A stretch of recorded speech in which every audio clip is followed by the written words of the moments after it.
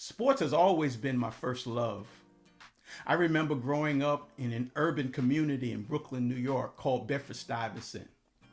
No, we didn't have, big athletic fields in Bedford Stuyvesant. We played in the streets or in the local schoolyard.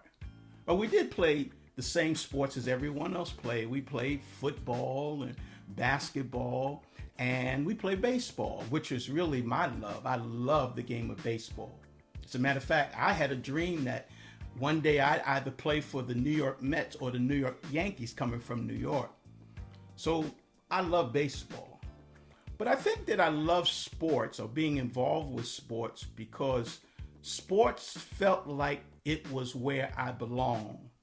I kind of grew up with a lot of self-esteem issues, issues with acceptance, issues with, trying to get the approval of others. But what I found when I was involved with sports, it was like my happy place. It was a place where I knew that I belonged. Why? Because I knew it was a place where I could just be me. I could be myself. I didn't have to be anyone else, and all of my friends accepted me for who I was. So I enjoyed sports, and I would say that sports is my foundation, and sports is my first love.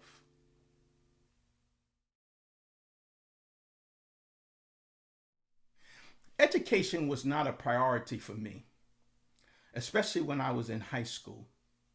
I grew up in a high school where if you as a student were not self-motivated, meaning if you didn't go seek out a guidance counselor or if you didn't ask a teacher for extra help, tutoring help after school, no one came looking for you.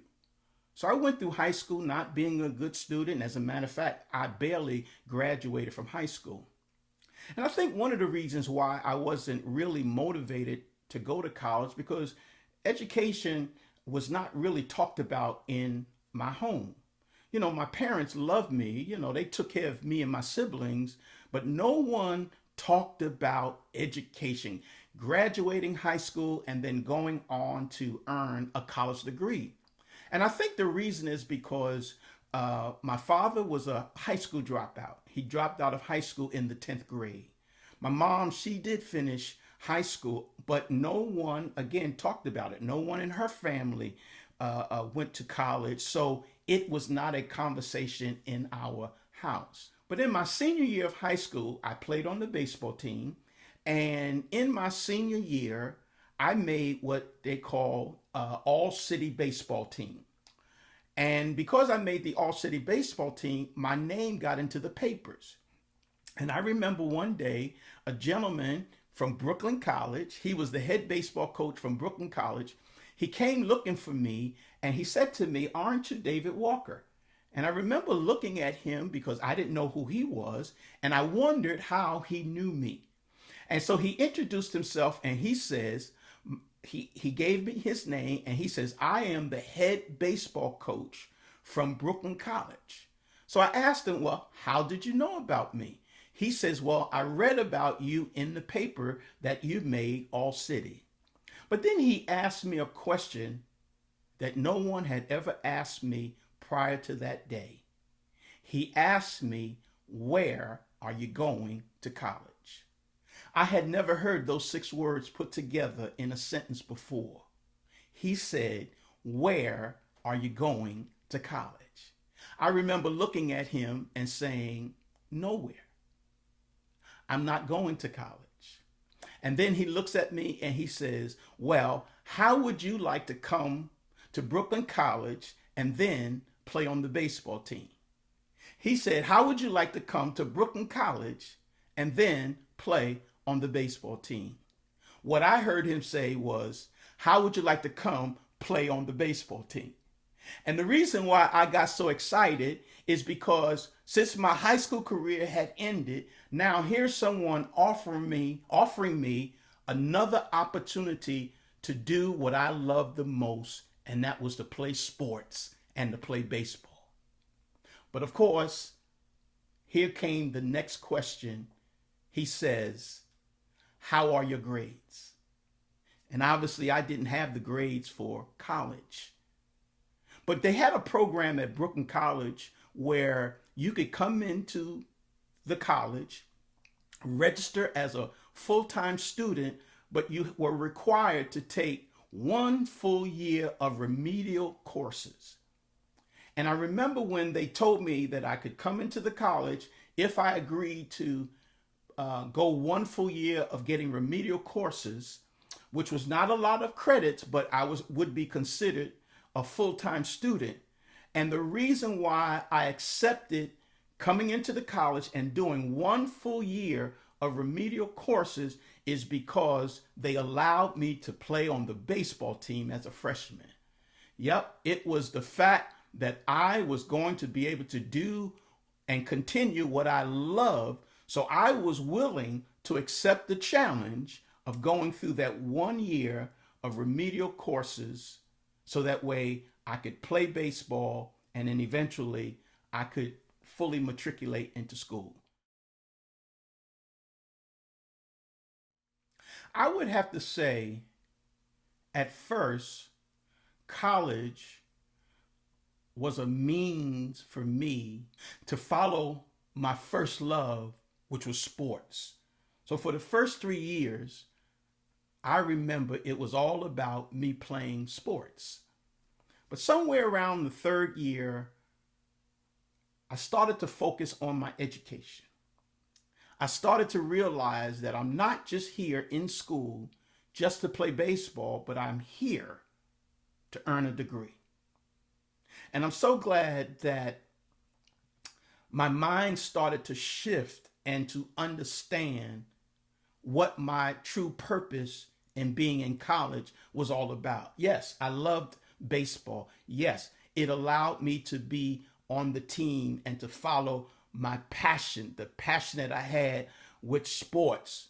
But eventually, I needed to shift my mind to understand that the reason that I was in college was to earn my education. I quickly learned that the only path to sports in college was through academic achievement. I remember by my second year, I made the dean's list.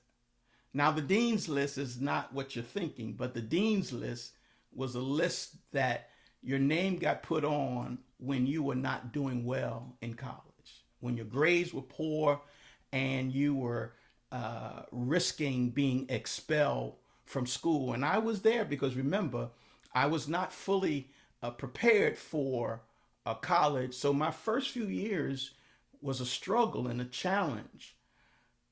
But I realized that I could only play baseball as long as I was eligible. When the academic dean called me into his office and he says, if I did not get my academics better and improve with them, then they would have to expel me from the college and therefore I could not play. So I learned the value of getting what I needed through doing what I had to do. I love baseball. I wanted to play baseball, but the only way I could do it was to achieve academically. My love of sports really caused me to pursue my academics with a vengeance. As I said before, I could not play unless I was eligible. But when my mind shifted and changed, I knew that I had to do everything that I could to achieve my academic success. And so, with a vengeance and with a drive and a determination, I went after my education because I discovered how valuable my education would be, how valuable an educated mind is, how powerful you are when you educate your mind. So I remember with a strong determination and drive, making sure that no matter what class I took, no matter what semester it was, I was going to make sure that I was successful. If I needed to be a part of a study group, I made sure that I was in it. If I needed to contact the professor because it might have been something that I wasn't sure about, I made sure that I did that. I made sure that I went after my academic success because what I understood is that I have to educate my mind because I believed that that was going to be the way that I would be successful. I would have to say, as I maintained my first love, which was sports, and of course, I was the baseball player, academics really took second place. And it was almost like my life became one and two. I'm playing, I'm playing on the baseball team, I'm enjoying what I'm doing, but now I have this second love, this passion for education. And I believe that I think it really made me who I am today. My love for sports and my drive for and my love for education. And I go around as much as I can, really talking about those two, talking about an educated mind, talking about how sports helped me to get the education that I have. And the truth is, I would not have the education that I have if I did not play sports. Sports was my driving force for me to get the education that I have.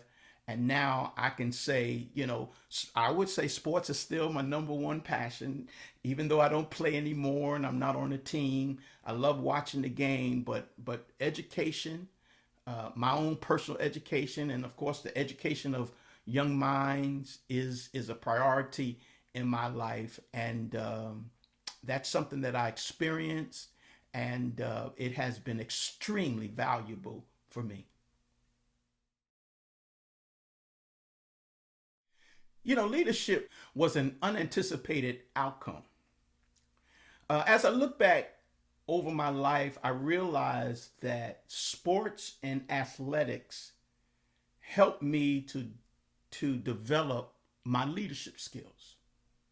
You know, if I can go back to my childhood, I remember one day I was in the park and I saw some other young children.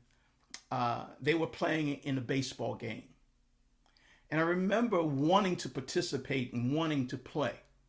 And so I walked over to the gentleman in charge and I asked him, I says, can I play? Can I be on one of the teams? And he says to me, he says, I'm sorry, we're already organized. We have two teams and I don't, and you cannot participate. So of course I was feeling sad and disappointed that he would not allow me to play the game that I love. But for some reason, something sparked in my head that told me, I know a way that you can be involved in the game. And I remember saying to this gentleman, listen, since I cannot play, how about I umpire the game?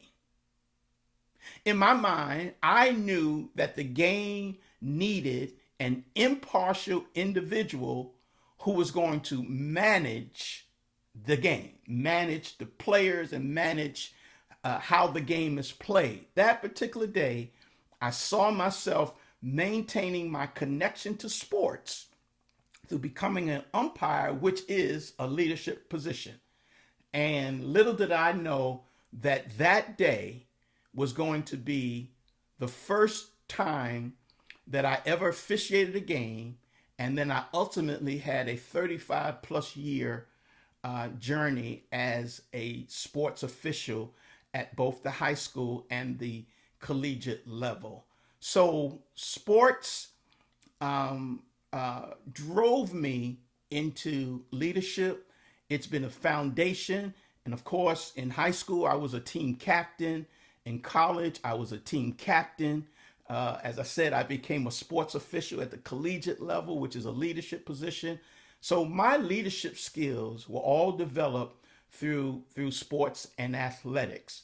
And I think that it has helped me tremendously to know what leadership is, what a true leader needs to do and to have, and to know the effectiveness and the responsibility of leadership. Most people passively watch sports for entertainment, but sports actively turned me into an effective leader. And I can help you and your team. I'm driven, determined, and dedicated. And I can help you and your team implement strategies that keep your team highly focused on the organization's visions and help them to achieve the outcome and the results for that vision.